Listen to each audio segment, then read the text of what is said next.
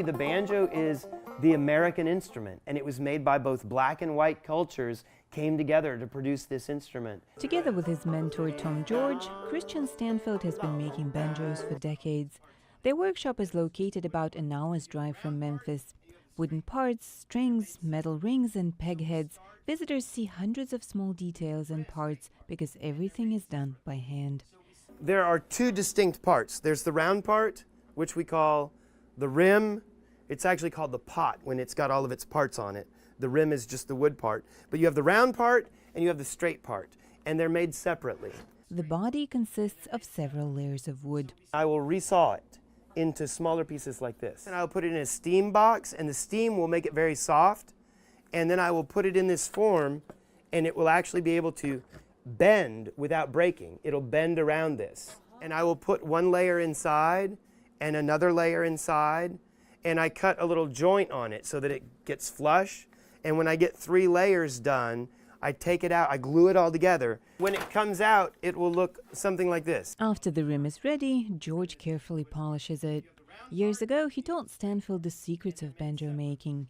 Back then, Stanfield just got back to Memphis from Washington, D.C. and stumbled upon a folklore dance party. The look and sound of banjo mesmerized the young man, and he decided he wanted to have one too. I fell in love with the banjo. I really wanted to learn that new instrument. So I borrowed a banjo from him for 2 or 3 months, and when I was ready to get a banjo of my own, he recommended Tommy to me.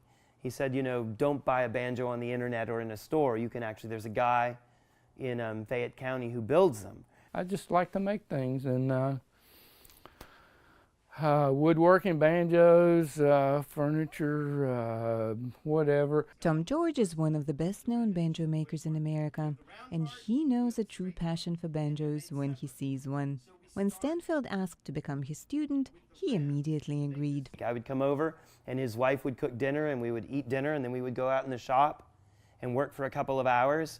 And in 3 months, I had a banjo that I had made myself. As for George, he had to learn the craft all on his own.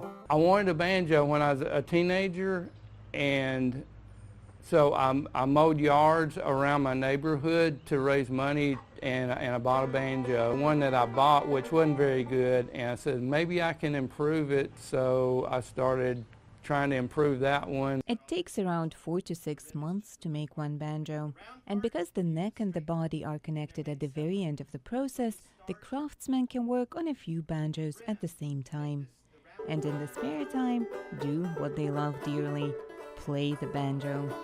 For Lacey Bacalets in Memphis, Tennessee, Anna Rice, VOA News.